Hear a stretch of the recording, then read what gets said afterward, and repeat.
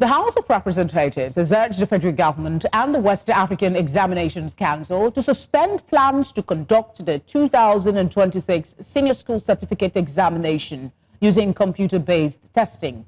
The resolution followed an urgent motion of public importance raised on the floor of the House, warning that the policy can lead to mass failure, which can also result in depression among students, especially in rural areas where many schools lack computers, computer teachers, internet access, and steady electricity. The House notes that WAEC exams are critical for university admission, and introducing computer-based testing at a time that there is no adequate preparation in place can be disastrous. Concerned that the outcome of the WAEC result of students who are considered to be leaders of tomorrow using CBE will be devastating if allowed to commence, leading to massive failure, frustration, drug abuse, and other social vices. Right Honourable Speaker and my distinguished colleagues, the House resolve as follows: to direct the Federal Ministry of Education and the Federal Ministry of Education and the Examination Board, the WAEC, to suspend commencement of the policy with immediate effect. Urge the Federal Ministry of Education, in collaboration with the state, to include in the 2026 budget 2027, 2028, and 2029 the recruitment of computer teachers, construction of computer hall with internet facilities, and supply of standby generators, and also monitor adequate provisions in private schools before commencement of the policy in 2030. Also, the federal government has scrapped the national policy mandating the use of indigenous languages as the medium of instruction in Nigerian schools. Minister of Education, Dr. Tunji Alausa, announced the cancellation on Wednesday at the 2025 Language in Education International Conference organized by the British Council in Abuja. The cancellation, according to report, was approved at the 69th meeting of the National Council on Education held in Akure, Ondo State from November the 3rd to the 7th. The policy, approved in 2022 as the National Language Policy, stipulated that children from early childhood education to primary 6 should be taught in their mother tongue or the language of the immediate community. I'm now joined by an education researcher, Dr. Peter Ogundoro, to help unpack this development.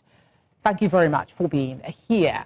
I mean, the minister cited evidence-based, data-driven research by his ministry, and he says the policy just recently enacted destroyed the education system as pupils and students often advance to higher classes without learning essential skills. Are you aware of this data? Is there a consensus on this matter in your circle, and is mother tongue teaching a problem for us? Well, the minister probably knows the source of the data that they have. But if we are talking in a global context and giving the information, those of us who are professionals in this industry, given the information we have, we don't have evidence that supports the position that the Ministry of Education has taken at this point in time, because we have places where young people, children have been taught in their mother tongue, and they are generally the countries where education has also been proven to have been delivering the purposes for which we send children to school.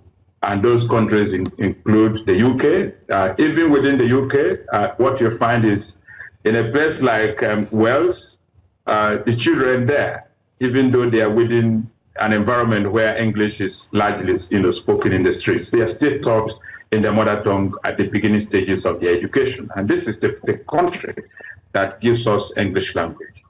In Japan, children are taught in their mother tongue from the beginning stages. In China, it's the same. As we speak, Finland is the country that is ranked #1 in terms of consistency with respect to production. Yeah, but what about the argument? I'm sorry to interject, but it's imperative I do. What about the argument put by the minister that because of our language complexity, we have some languages are even extinct, and then in one area you use the language and you move to another area, you almost become redundant. Doesn't that argument hold water? Because some of these countries you're mentioning, they don't have multiplicity of languages like we do here in Nigeria. Well, we acknowledge that challenge, and we cannot pretend that that challenge is not there. But we do know that definitely, no matter how hard we try, we may not be able to cater for every Nigerian child in terms of teaching them in their mother tongue, since we have over 200 languages.